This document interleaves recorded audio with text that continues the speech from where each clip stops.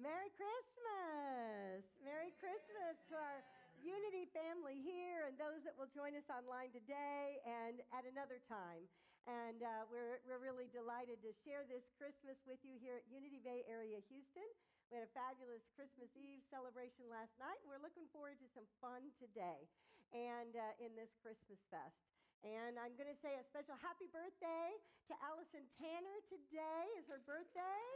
And Carol Curtis, whose birthday is tomorrow. Happy birthday, blessings. You know, sometimes birthdays get lost in Christmas when they're around this time, so we want to honor those too. And we, of course, say, happy birthday, Jesus. Happy birthday, Jesus. So we're so delighted to share this special season because we know that as we celebrated last night, this is the birth of the Christ in us. But it's also that time that we share love and the giving and all the receiving and all the ways that we are sharing our love around the world. I know you all are doing that.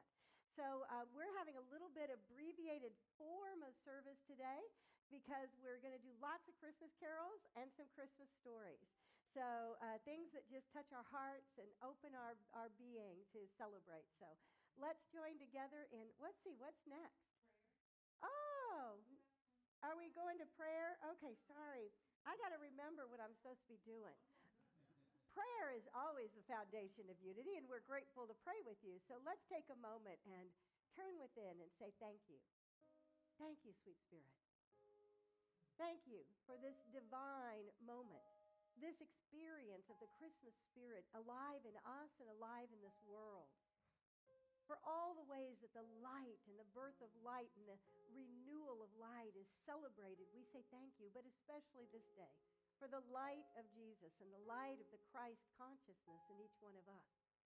We are truly alive and aligned with that one light, that light of all. And as we celebrate this morning and we send forth our blessings to every family, every individual, every being across this globe, all the ways they're celebrating, we just lift them up with the light of that divine presence, that they may know and feel a renewal of light within them. And we say thank you for this Christmas reason for the season.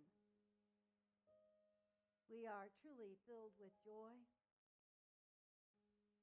and feel the power of the blessings that pour forth in, through, and as us and all around us. And we bless those that are struggling this day, that have lost loved ones and feeling them. We bless those that are feeling alone, for them to know that they can never be separate from this one divine source. And we here celebrate with joy, sending forth that light and that joy into the world. And so it is. Amen. Yes. Morning, Mary. All right. Let's rise and sing together. Deck the halls. This one you got to get extra breath, so you got to stand, right? For all those fa-la-las. That's right. Take a deep breath.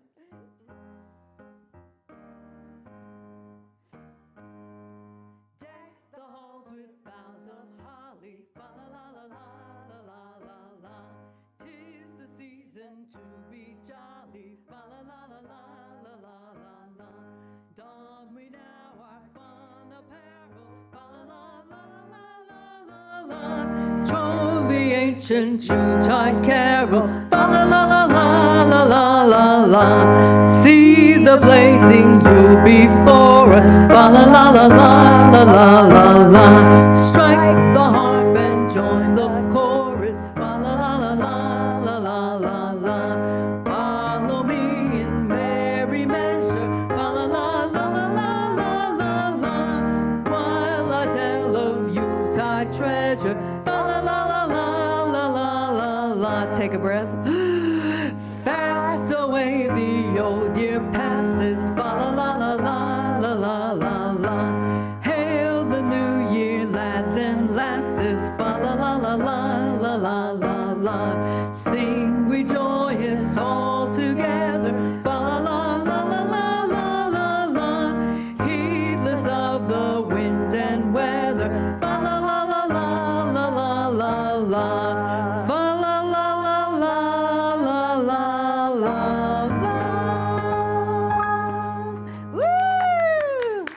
sound great. This is fun. All right. So I think what's happening next is Katie, right? Come on up, Katie. Welcome, everybody. My name is Katie Ralston, and I am so glad you've joined us today. Especially out there, too. Happy Merry Christmas. Great to be here. So let's begin our service together as we affirm our statement of truth. There's one presence and one power in the universe and in me, God the good omnipotence. Prayer is the basis on which unity was founded. Ellen Rogers, Sarah Thompson, and John V. Jariwala are our prayer chaplains today. Ladies, hands up if anybody wants to. Okay, great. Ellen, John V.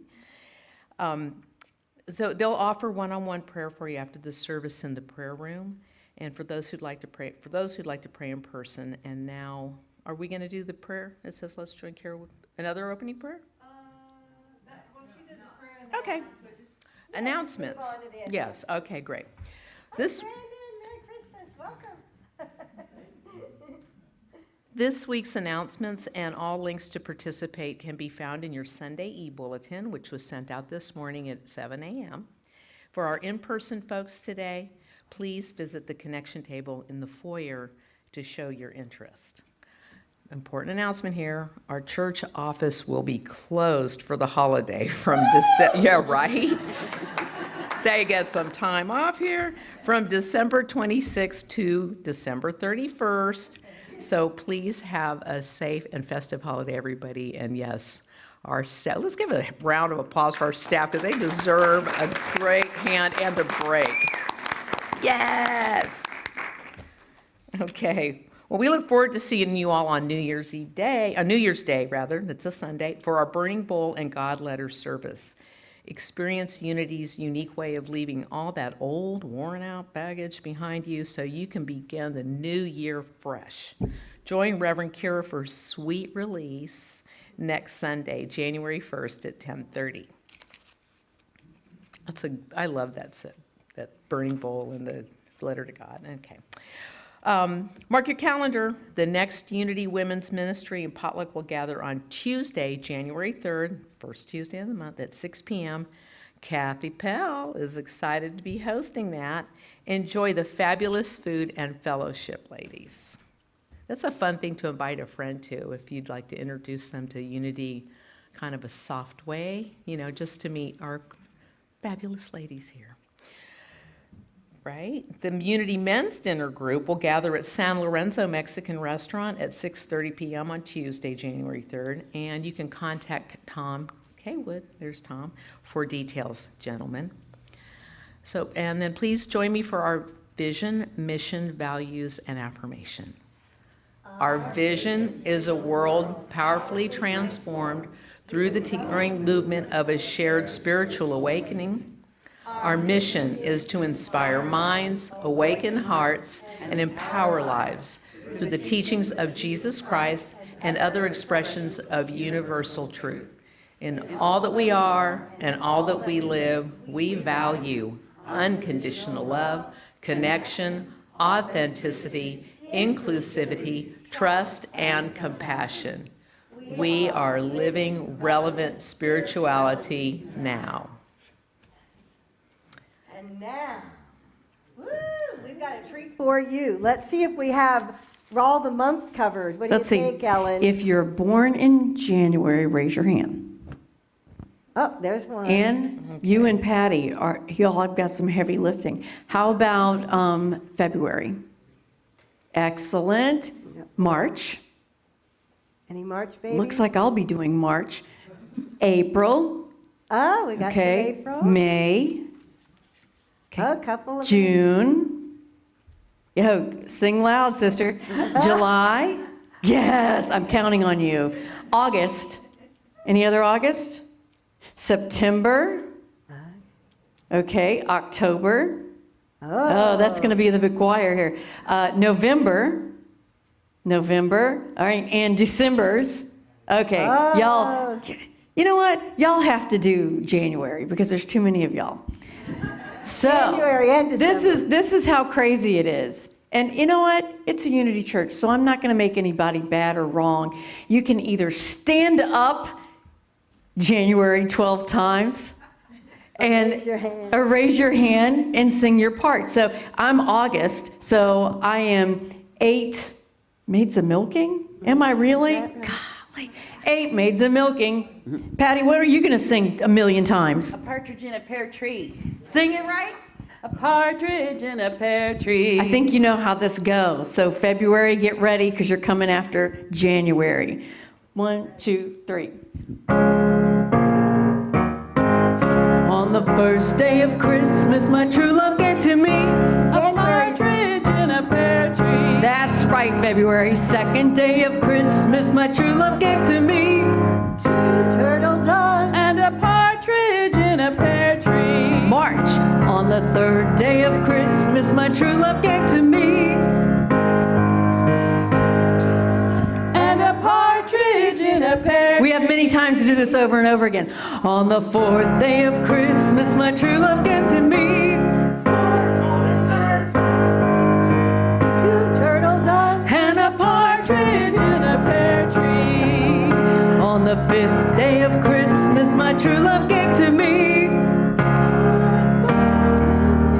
You're the lucky one, you know that? 4 hummingbirds, 3 French hens, 2 turtle doves. And a partridge in a pear tree. Very nicely done. On the sixth day of Christmas, my true love sent to me 6 geese a-laying. There you go. Hummingbirds, 3 French hens, 2 turtle doves. And a partridge in a pear tree. On the seventh day of Christmas, Dawn Pence gave to me 6 geese a-laying. 5 oh yeah, 2 turtle doves. And a partridge in a pear tree. on the eighth day of Christmas, I gave to you 8 maids a milking, geese a laying. Oh yeah. 2 turtle doves. And a partridge in a pear tree. On the ninth day of Christmas, my true love gave to me September. Ladies dancing. Maids a milking, geese a laying. That's right. Hummingbirds, 3 French, 2 turtle doves. And a partridge in a pear tree. Working out. On the 10th day of Christmas, my true love sent to me 10 lords a leaping. 8 maids a milking, 6 geese a laying. You're so good at that, John. 4 hummingbirds, 3 French hens, 2 turtle doves. And a partridge in a pear We're almost there, people. On the 11th day of Christmas, November sent to me Pipers piping. 8 maids a milking, 6 geese a laying. 5 golden rings. That's right. 4 hummingbirds, 3 French hens, 2 turtle doves. And a partridge in a pear tree. All right, December, I want to hear this. On the 12th day of Christmas, my true love sent to me 11, 10, 9, 8 maids a milking, 6 geese a laying. Oh, yeah. 4 hummingbirds, 3 French hens, 2 turtle doves. And a partridge in a pear tree. And now you can eat whatever you want for the rest of the season. You did your You've done it. calisthenics.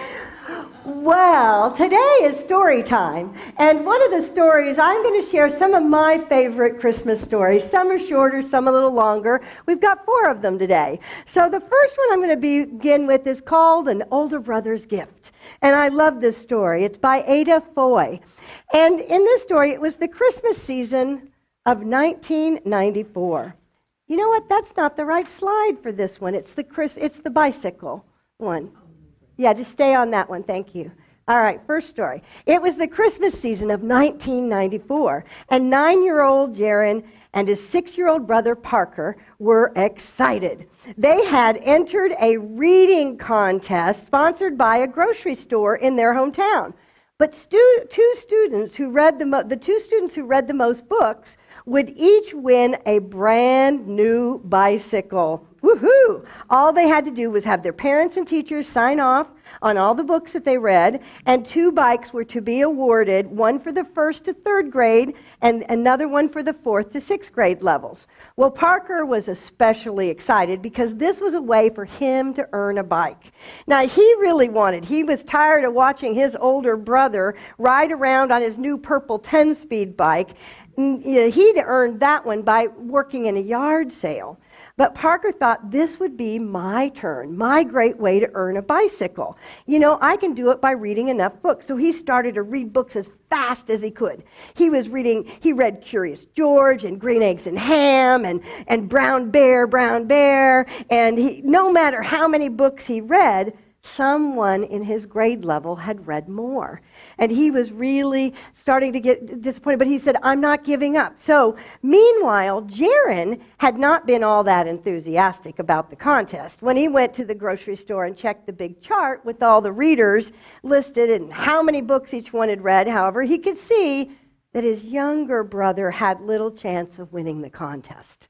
So, touched with the true meaning of Christmas and the joy of giving, he decided to do for Parker what Parker could not do for himself.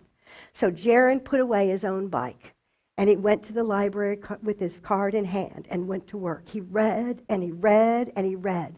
And he read when he really wanted to ride his bike. He read as much as 8 hours a day. The thrill of perhaps having such a wonderful gift to give kept him going. So the day came when the final lists were to be turned in. Jaron's mother took him to the store, and he turned in his list and admired the prize winners' bikes on display. The store manager watched him admire the shiny and red 20-inch bike, and he said, well, I suppose if you win the contest, you'll want the larger bike, won't you? And Jaron looked up at the man's smiling face and said very seriously, oh, no, sir. I would like one exactly this size. But isn't this bike too small for you? Oh, no, sir. I want it for my little brother. The man was surprised. He turned to Jaron's mother and said, this is the best Christmas story I've heard all year. And so Jaron's mother hadn't known that he had worked so hard for his little brother. She looked at Jaron, of course, with great pride and joy as they went home to await the contest results. Finally, the phone call came. By reading 280 books, Jaron had won. So, with his parents' help, he had hid the bicycle in his grandma's basement until Christmas Eve. He could hardly wait to give Parker the gift. On Christmas Eve, the whole family gathered at Grandma's home for a very special Christmas Eve. Mother told the story of Heavenly Father's gift to the world, of his Son, Jesus Christ. Then she told the story of another older brother's love. Although it wasn't the great sacrifice made by the Savior, it was a sacrifice. He put himself aside and showed how much he loved his younger brother.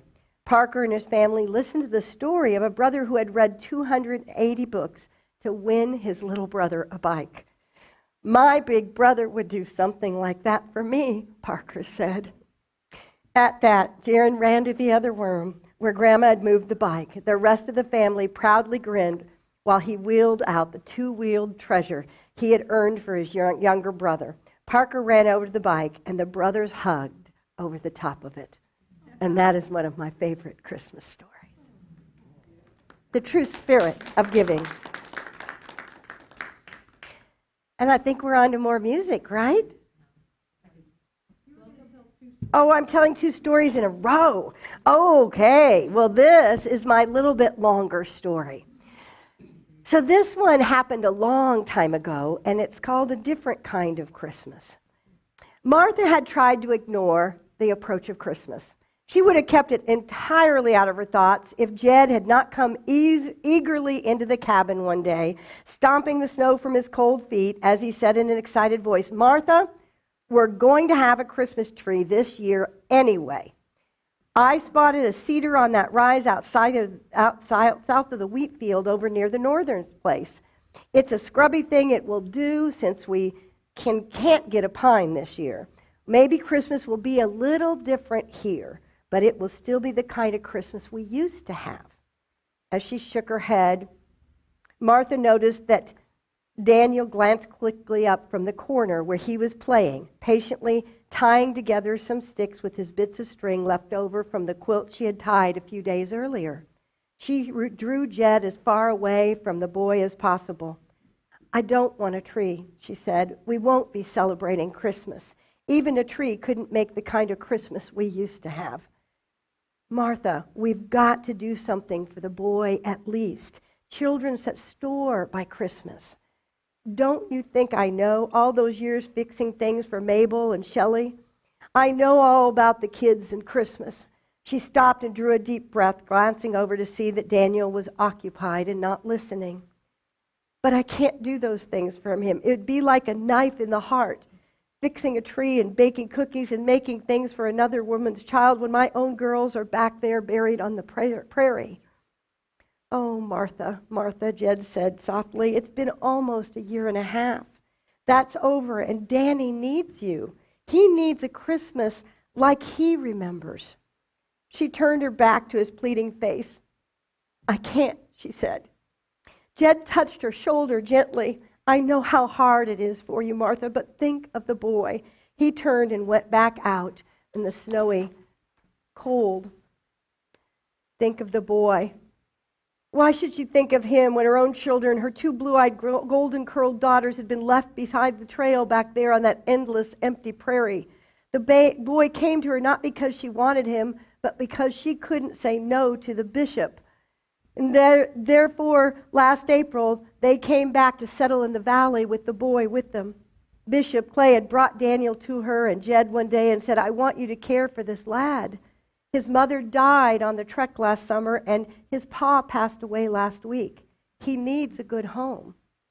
Jed had gripped the bishop's hand and with tears in his eyes thanked him. But Martha had turned away from the side of the thin, ragged 6-year-old boy who stood before them, not fast enough, however, to miss the sudden brief smile he flashed at her, a smile that should have caught her heart and opened it wide. Her heart was closed, though, locked tightly around the memory of her two gentle little girls. She didn't want a noisy, rowdy boy hanging around, disturbing those memories, filling the cabin with the boys' loud games. Yet she had taken him, because she felt she had no choice. Faced with the bishop's request, more of an order really, and Jed's obvious joy, she couldn't refuse. So he came with them out to this new valley west of the Salt Lake settlement and had proved himself a great help to Jed, despite his young age. Sometimes Martha felt pity for him, but she didn't love him. With Jed, it was different. He had accepted Daniel immediately as his own son, enjoyed having a boy with him. They had a special relationship. Daniel mentioned Christmas only once. One day, it was too cold and snowy to play outside, and he'd been humming softly to himself as he played in his corner. Suddenly, he looked up at Martha and asked, "Can you sing, Aunt Martha?" Martha paused and straightened up from the table where she was kneading bread. She used to sing to her girls all the time. "No, I can't, Daniel," she said, "not anymore." "Oh, well, my mother used to sing a really pretty song at Christmas. I wish I could remember it." On the day before Christmas, Jed went through the deep snow to do some chores for Brother Norton, who was ill. Daniel was alone outside most of the day, although he made several rather furtive trips in and out of the cabin. On one trip, he took the sticks he had been tying together. Toward evening, Martha went out to the stable to milk Rosie, since Jed had not yet returned. And as she approached, she saw there was a light inside. Opening the door softly, she peered within. Daniel had lit the barn lantern, and with its glow, he knelt in the straw by Rosie's stall. and in front of him were the sticks he had tied together, which Martha recognized now as a crude cradle. It held Stelly's rag doll, all wrapped up in the white shawl Martha had kept in her trunk. Her first impulse was to rush in and snatch it, but she stopped because the scene was strangely beautiful. In the soft light from the lantern, Rosie and the 2 sheep stood close by, watching Daniel. He seemed to be addressing them when he spoke. "The shepherds came following the star," he was saying, "and they found the baby Jesus who had been born in a stable, just like here." He paused for a moment, then went on, "and his mother loved him."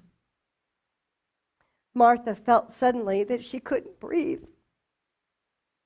Another mother, another day, had loved her boy and had told him the beautiful story of Christmas and the Christ child with such love that he hadn't forgotten it, young as he was, and she, Martha, had failed that mother.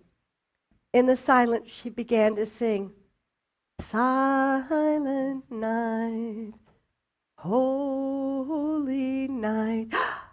"That's the one," he whispered. "That's the song my mother used to sing to me." Martha ran forward and gathered the boy into her arms. He responded immediately, clasping her arms tightly around him and clasping his arms around her.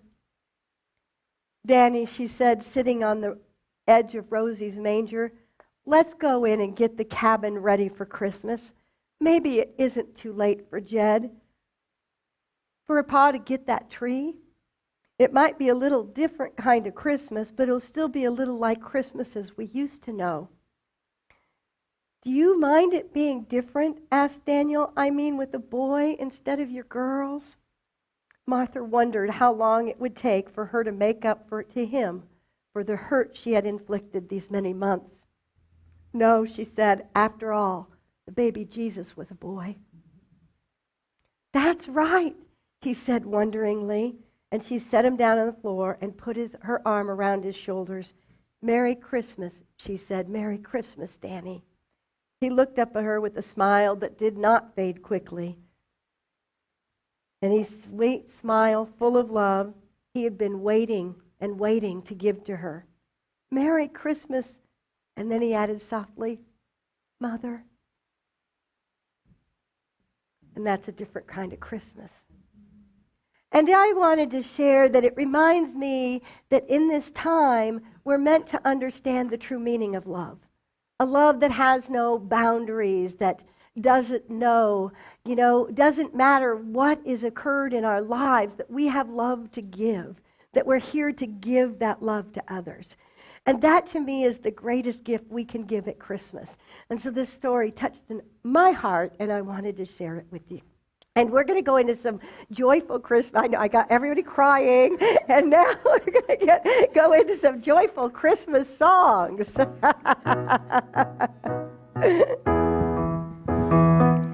Please rise. Oh, jingle bells, jingle all the way. Oh, what fun it is to ride in a one-horse open sleigh. Jingle bells, jingle all the way. Oh, what fun it is to ride in a one-horse open sleigh. Dashing through the snow on a one-horse open sleigh. O'er the fields we go, laughing all the way. Bells on bobtails ring, making spirits bright. What fun it is to laugh and sing a sleighing song tonight. Oh, jingle bells, jingle all the way. Oh, what fun it is to ride in a one-horse open sleigh. Jingle bells, jingle all the way. Oh, what fun it is to ride in a one-horse open... Oh, do it again. Jingle bells, jingle all the way. Oh, what fun it is to ride in a one-horse open sleigh. Jingle bells, jingle all the way. Oh, what fun it is to ride in a one-horse open sleigh.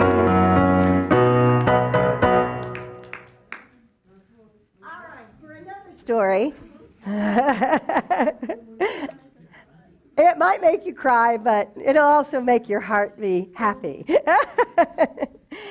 This is called Christmas is for Love. You can see there's a theme here. Christmas is for love. It is for joy, for giving and sharing, for laughter, for reuniting with family and friends, for tinsel and brightly covered packages. But mostly, Christmas is for love. I had not believed this until a small elf-like pupil with wide-eyed innocence and soft rosy cheeks gave me a wondrous gift one Christmas. Mark was an 11-year-old orphan who lived with his aunt, a bitter, kind of middle-aged woman, greatly annoyed with the burden of caring for her dead sister's son. She never failed to remind young Mark, if it hadn't been for her generosity, he would be a vagrant, homeless waif. Still, with all the scolding and chilliness at home, he was a sweet and gentle child. I'd not noticed Mark particularly until he began staying after class each day, even at the risk of arousing his aunt's anger, so I learned later, to help me straighten up the room. We did this quietly and comfortably, not speaking much, but enjoying the solitude of that hour each day. When we did talk, Mark spoke mostly of his mother. Though he was quite young when she died, he remembered a kind, gentle, loving woman who always spent time with him. As Christmas drew near, however, Mark failed to stay after school each day. I looked forward to his coming, and when the days passed and he continued to scamper hurriedly home from the room after class, I stopped him one afternoon and asked him why he no longer helped me in my room. I told him how I missed him, and his large brown eyes lit up eagerly as he replied, "Oh, do you really miss me?" And she said, "Oh, you've been my very best helper." And he said, "Well, I was making you a surprise." And he whispered confidentially, "It's for Christmas." With that, he became embarrassed and dashed from the room. He didn't stay after school anymore after that. Finally came the last day before Christmas. Mark crept slowly into the room late that afternoon with his hands concealing something behind his back. "I have your present," he said, timidly when I looked up. "Oh, I hope you like it." He held out his hands, and there, lying in his palms, was a tiny wooden box. Well, this one may not be as tiny. It was a wooden box. "It's beautiful, Mark. Is there something inside?" "Oh, you can't see what's in it," he replied. "And you can't touch it, or taste it, or feel it. But Mother always said it makes you feel good all the time, warm on cold nights, and safe when you're all alone." I gazed into the empty box. "What is it, Mark?" I asked gently, "that will make me feel so good?" "It's love," he whispered. "And Mother always said it's best when you give it away." He turned and quietly left the room. So now, I keep a small box made of wood on the piano in my living room, and only smile and as inquiring friends raise quizzical eyebrows when I explain to them there is love in that box. Yes, Christmas is for gaiety, mirth, and wondrous gifts, but mostly, Christmas is for love. So my recommendation is that we each create a little wooden box of love and leave it in our home as a reminder that we have a lot of love to give away, not just at Christmas, but every day. And I'm grateful to be here sharing that love with all of you. Merry Christmas. Oh. Let's do some more singing, because that's part of the fun, right? You ready? Do you all know Dasher and Dancer? Prancer and Vixen? And Prancer and Vixen, Comet and Cupid and Donder and Blitzen. But do you recall the most famous reindeer of all? Oh wait, I was supposed to do the voice. Rudolph the red-nosed reindeer had a very shiny nose, and if you ever saw it, you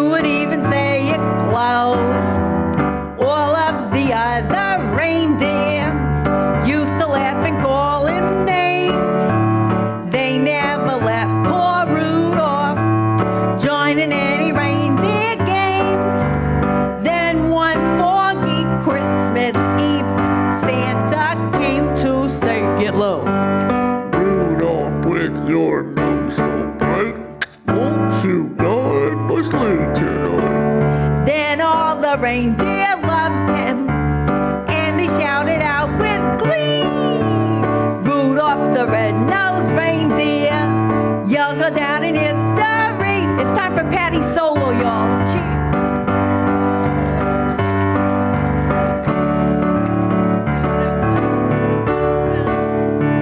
Here we go. Then one foggy Christmas Eve, Santa came to say, Gentlemen, scream it.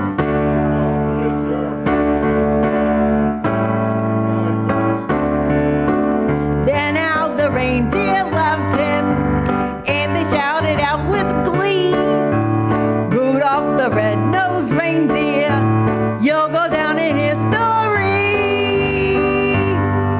Beautiful. That was fun.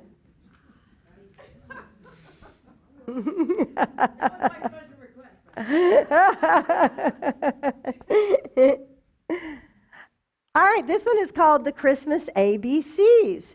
Who knows their alphabet in here? Oh, you know, people were wondering what my shirt says. It says, I'm on Santa's fabulous list. And how about you? I think you're all on Santa's fabulous list, too. I just didn't want those people on screen wondering the whole time, what does her shirt say? Have you done that when you see people in their Christmas and you're like, wait, let me see that shirt? Especially with coats on. We're not used to that around here. All right, Christmas ABCs. A is for angels with robes so bright, whose carols were heard on that first Christmas night. B is for baby, the Christ child so dear, we celebrate his birthday on Christmas each year. C is for candles that so brightly shine to give a warm welcome to your friends and mine. D is for doorways with garlands of green to make Christmas merry as far as they've seen. As they're seen. E is for evergreens, the Christmas decor we see at the windows and hung at the door. F is for fun the whole season long, from trimming the tree to singing a song. G is for greetings, a merry hello with a heart full of love for people we know. H is for holly, with berries so red to make into wreaths to hang overhead. I is for ice, on snow-covered hills, where sledding is fun along with the spills. J is for jingle bells, merrily ringing, to the whole wide world joy they are bringing. K is for Kris Kringle. So happy he stands, he's also called Santa in some other lands. L is for lanterns, I'm sure that their light helped Mary and Joseph that first Christmas night. M is for Mary, her heart full of love for her son, little Jesus, who came from above. N is for Noel, the angels did sing to herald the birth of Jesus the King. O is for ornaments, so shiny and bright with lights on the tree, they sparkle at night. P is for packages, presents so gay all round the tree for our Christmas day. Q is for quiet, Christmas Eve night, with snow-covered hills glistening so bright. R is for red. I see a lot of that here today. A color so gay it makes things look bright for that one special day. S is for shepherds who first saw the star over Bethlehem's manger and followed it far. T is for trees we decorate so gay. They wait for old Santa to hurry their way. U is for universe, all countries and places, when the spirit of Christmas shows on bright, happy faces. V is for Vixen, that lively reindeer who always helps Santa deliver the toys each year. W is for, any guesses? Oh, all that wishes, wonder, welcome, and wise men. Who brought gifts so rare and fell down and worshiped the Christ child so fair. X goes with O and expresses much better the kisses and hugs in our Christmas letter. Y is for Yule logs whose bright sparks fly high and give a welcome to friends passing by. Z is the last of the letters, and yet it's the only one in the alphabet that doesn't stand for something, you see, and usually found in the Christmas tree. But as Santa said, he zoomed out of sight. Merry Christmas to all, and to all a good night. Christmas ABCs. You could make up your own, but those are kind of fun. All right, I think we're doing a frosty version. All right. This is bringing out the child in me. Is it bringing out the child in you? I hope so, because there is a childlike wonder that happens on Christmas in this divine birth and in the magic of the season. So let's sing about that magic. Frosty the snowman was a jolly happy soul with a corncob pipe and a button nose and 2 eyes made out of coal. Frosty the snowman is a fairy tale, they say. He was made of snow, but the children know how he came to life one day. There must have been some magic in that old top hat they found, for when they placed it on his head, he began to dance around. Oh, Frosty the snowman was alive as he could be, and the children say he could laugh and play just the same as you and me. Thumpity thump thump, thumpity thump thump, look at Frosty go. Thumpity thump thump, thumpity thump thump, over the hills of snow. Oh, Frosty the snowman knew the sun was hot that day, so he said, let's ride and we'll have some fun now before I melt away. Down to the village with a broomstick in his hand, running here and there all around the square, saying, catch me if you can.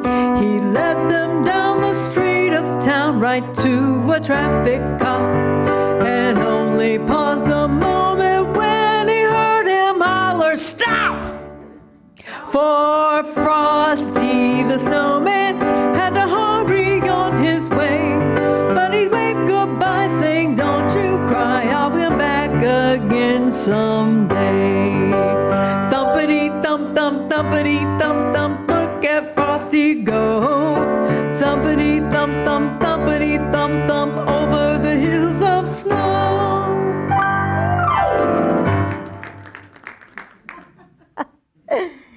I don't know about you, but I'm having fun. I love all these Christmas stories. Wait, do I have another one somewhere?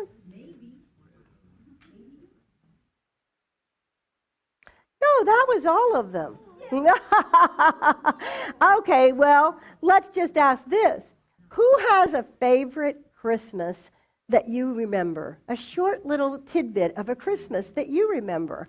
And I will come out and let you tell us. Anybody want to tell a favorite Christmas story? Yeah, Susan. Awesome.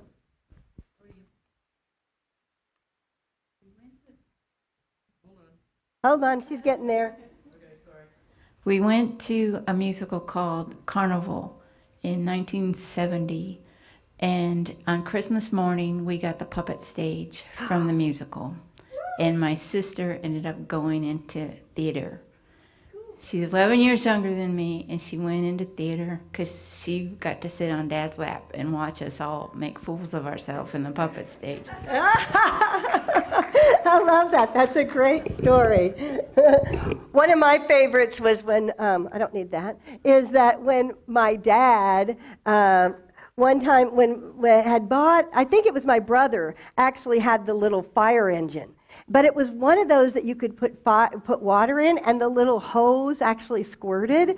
Now, I thought this was really something. And, of course, Mom and Dad, we got to have how they set it up on our house was on Christmas morning, there was one gift left out unwrapped for each of us. And then the rest we had to wait till Mom and Dad got up, right? And so I thought it was especially fun to go take the little fire hose and squirt Mom and Dad to get them to wake up that morning. Dad wasn't as pleased as I was about it. But they did get up, and we got to have the rest of our Christmas that morning. Anybody else have a favorite Christmas morning? Yeah.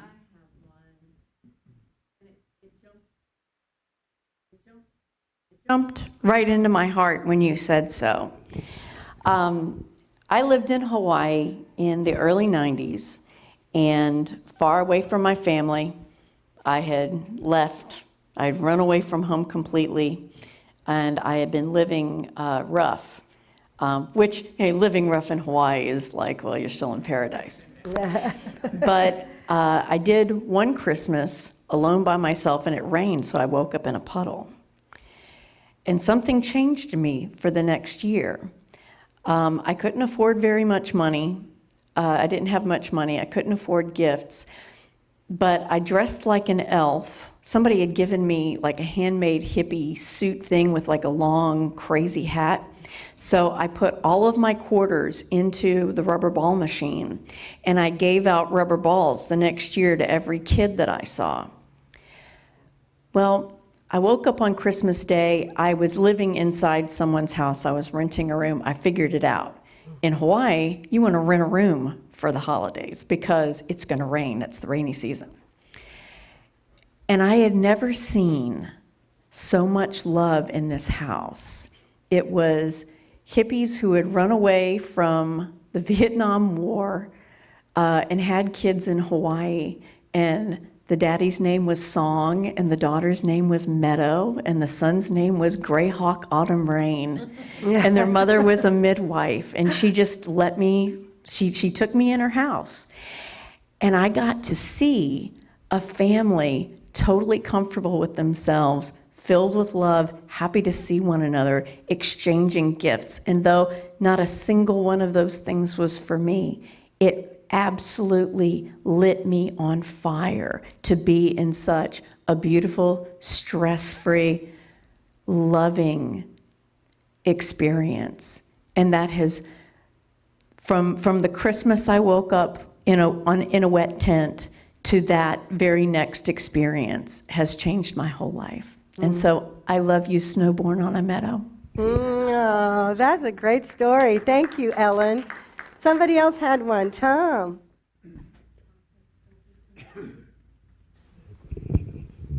My brother is 7.5 years younger than I am. And by the time he was 2 or 3, of course, I knew about Santa Claus, but he didn't. He got presents, and because my parents didn't want him to snap in, I got presents too. And it occurred to me that if I didn't say anything, I'd continue to get presents. And as it turned out, I was the only kid in junior high that Santa Claus was still coming to see. I love that. All right, Ann. One year around Christmas time, my dear sister-in-law called and said, "Oh, I got tickets to the Nutcracker." And I said, "Fabulous. You think we can get the guys to go?" She said, "I've already talked Tom's brother, Rick, into it." And I said, "If Rick goes, Tom will go." We went. We were in the hypoxia section. I think the guys were leaning their heads against the back wall of Jones Hall. And Tom came back after intermission and said, "I don't know what I thought this was going to be, but this isn't it." That was our one brush with culture. Your one. I love it. I love it.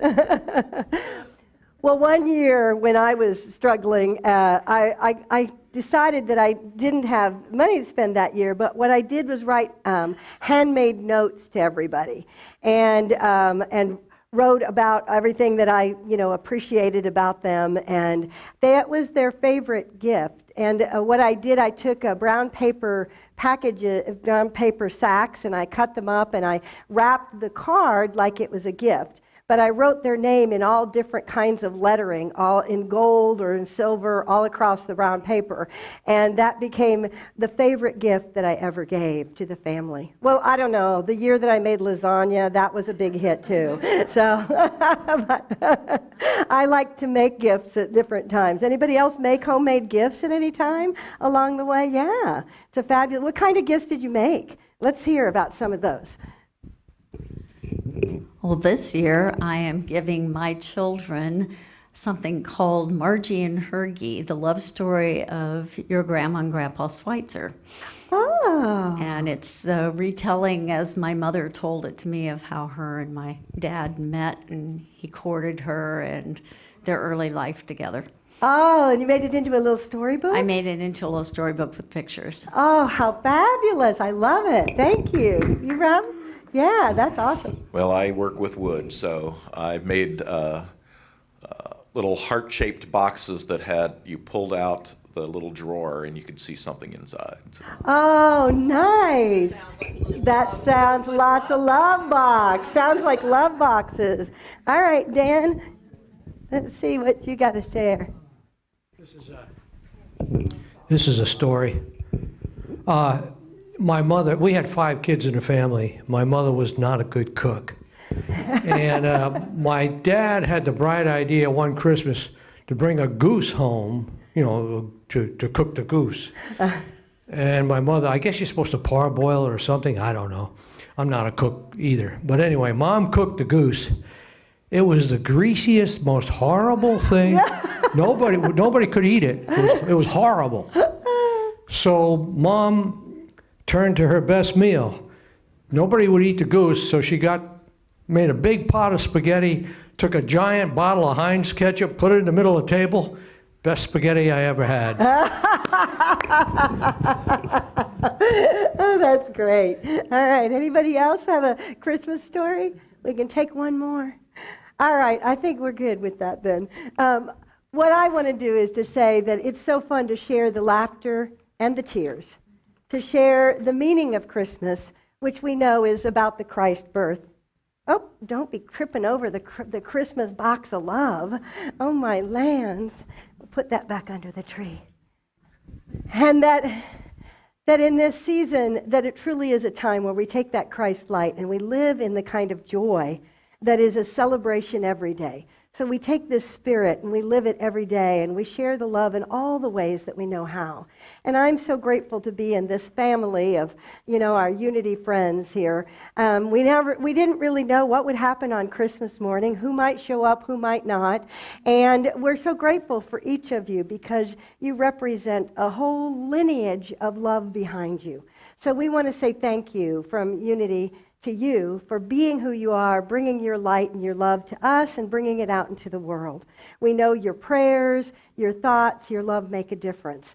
And we thank you for any gifts that you bring and that you give. And we do have an offering time. And as always, we have the option for those of you online that are watching. We love you. We wish we could be with you. And we're grateful for each of you. If you want to text to give at 281-595-1648, or share your love offering in whatever way is moving your spirit.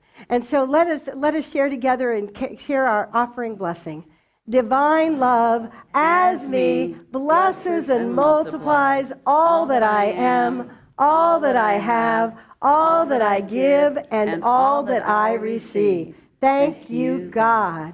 And before we take off into song, I want to just say, will you give some extra love to all of our audio video team that are coming out on Christmas Eve and Christmas Day and sacrificing their holiday time to be with us and create this service. And Ellen and Patty, thank you. We are so grateful for the music that you bring us all year long and that coming out today in your PJs. And we told you PJs were acceptable, and we've got a few of those here today. So I thought I could wear these from now on. This is my new uniform. You mean well, I couldn't just wear pajamas for every Sunday now? If that's what moves you, we'll have to see. And so we wish you a Merry Christmas.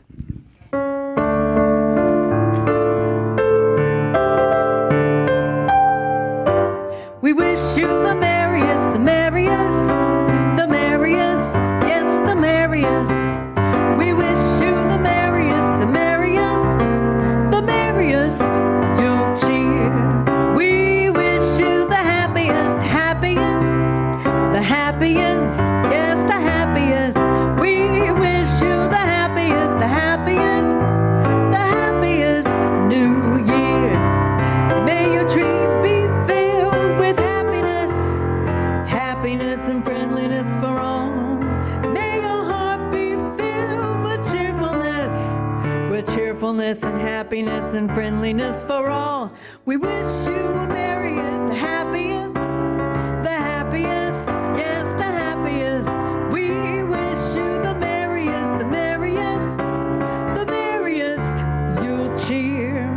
Patty We solo. wish you the merriest, the merriest, the merriest, yes, the merriest. We wish you the merriest, the merriest, the merriest. You'll cheer. We victory filled with happiness and friendliness for all. May your heart be filled with cheerfulness, with happiness and cheerfulness and friendliness for all. We miss you the merriest, the happiest, yes, the happiest. We wish you the merriest, the merriest, the merriest. You'll cheer, and the happiest, merriest, and friendliest New Year.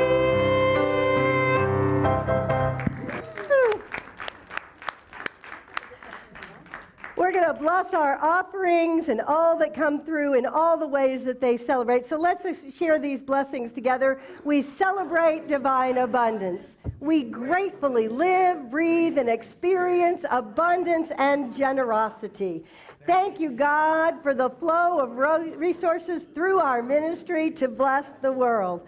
We rejoice as all our prayers are answered. We are grateful, blessed, and prosperous. Yes, we are. And we say thank you. It's time to sing joy to the world and celebrate our way out. Let's stand up and do that. Joy to the world, the Lord is come. Let earth receive her King. Well, that's high.